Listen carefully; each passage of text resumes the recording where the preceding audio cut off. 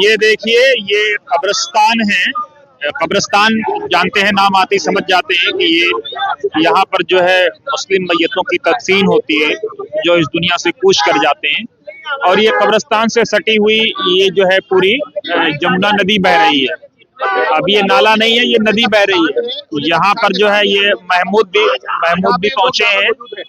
आप देखिए जरा, हम लोगों से बात करते हैं। ये बताइएगा, ये बीजेपी के लोग ज्यादा दिखाई दे रहे हैं, क्या ये बीजेपी का धंधा है, ओखला की आवाम का धंधा है, या ओखला की आवाम के लिए धंधा है? किस चीज का धंधा है? ये बताइए भाई साहब, ये बीजेपी की बात करी ना हमने, कोई झंडा बैनर दिखाई दे रहा है? आएंगे आपको जाएंगे। देखिए, ये तो सोचने वाले की, एक सवाल 3 सवाल सोचने वाले की पार्टी का है। मेरी बात सुन लीजिए, पार्टी का है, ओखला की आवाम का। आपका सवाल मैं समझ चुका, मैं जवाब दे रहा हूँ।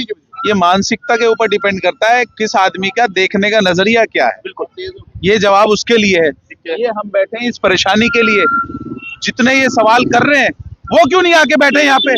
बकवास करते हैं सिर्फ आके।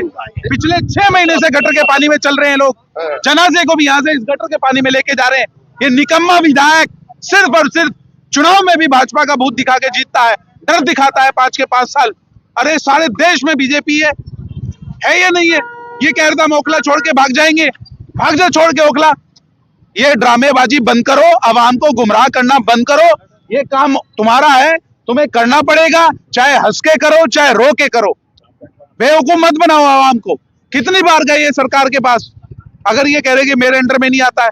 अरे नुमाइंदा किस लिए होता है भाई? नुमाइंदा इसलिए होता है, जितने विभाग होते हैं, वो एरीगेशन हो, फ्लड हो, दिल्ली जल बोर्ड हो, एमसीडी हो, डीडीए हो, कोई भी विभाग हो यार, उस नुमाइंदे का काम ही उन विभाग से काम कराना होता है। ये कैसी बेकार की बात करते हैं? अगर आपके बस की बात नहीं है, यहाँ मैं आपके माध्यम से जिम्मेदारी से कह रहा हूँ, आप यहाँ आके कहें ये मेरे बस का नहीं, मैं हाथ खड़े कर रहा हूँ, हम कराएंगे इंशाल्लाह, हम कराएंगे, चाहे हमें कुछ भी करना पड़े, चाहे कहीं भी जाना पड़े। और अगर वो ये कहते हैं मेरे अंडर में नहीं है, तो क्या उन्होंने यहाँ के एमपी को लेटर लिखा? क्या यहाँ के मंत्री को लेटर लिखा अपने लेटर हेड पे? क्या उन्होंने सरकार को लेटर लिखा? क्या उन्होंने दिल्ली के मुख्यमंत्री को लेटर लिखा? तो ये बेकार की बात बंद करें, अपनी जिम्मेदारी पे ध्यान दें। और अगर आपके बस की नहीं है, आप महमूद भाई जिम्मेदार आदमी है, पूरे ओखला के अंदर यही हालात है। 1 साल में 40 फुटा रोड बना है, 1 साल से वो पुलिया टूटी पड़ी है। 40 फुटे के रोड, कितनी परेशान है लोग आने जाने में, समझ रहे हैं आप? और अभी वहां पे सिर्फ उद्घाटन हुआ है, अगले 6 महीने में पता नहीं बनेगा या नहीं बनेगा। अभी अगर ये यूपी इरिगेशन है तो वो भी यूपी इरिगेशन है, उसका उद्घाटन कैसे हो गया? ये जवाब दे वो विधायक अमानतुल्लाह खान। ये यूपी इरिगेशन कह रहे हैं ना, वो कौन सा है? वो भी तो यूपी इरिगेशन है, उसका उद्घाटन कैसे हो गया? ये बेवकूफ बनाना और ये ड्रामेबाजी बंद करें और अपनी जिम्मेदारी को जिम्मेदारी समझे। और अगर आपके बस की बात नहीं है तो इस्तीफा दें। आवाम जो है खुद कराना जानती है। हम मिलके चलेंगे ना यार, सब ओखलावासी, हम करवाएंगे इंशाल्लाह। चाहे एमपी के पास जाना पड़े, चाहे मंत्री के पास जाना पड़े, चाहे चीफ मिनिस्टर के पास जाना पड़े, क्या दिक्कत है? मंत्री मुख्यमंत्री तो सबके हैं, हम जाएंगे उनके पास, हम करवाएंगे। लेकिन ये जिम्मेदारी से विधायक अमानतुल्लाह खान का।